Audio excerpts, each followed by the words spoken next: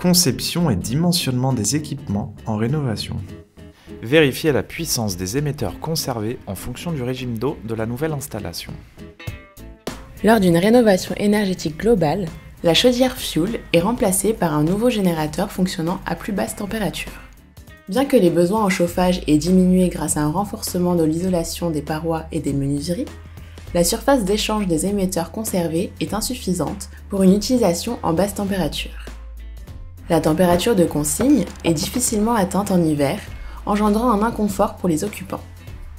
L'augmentation de la température de départ de l'eau comme solution corrective entraîne une perte de rendement et une surconsommation. Enfin, dans le cas d'une chaudière à condensation, augmenter la température d'eau de l'installation entraîne une absence de condensation par un retour d'eau à une température trop élevée.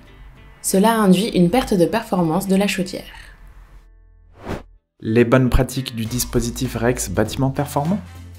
Calculer les déperditions thermiques du bâtiment après rénovation pour dimensionner les besoins de chauffage.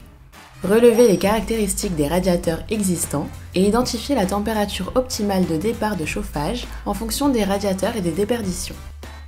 Choisir le générateur adapté aux caractéristiques du régime d'eau retenu et remplacer le cas échéant les radiateurs sous-dimensionnés.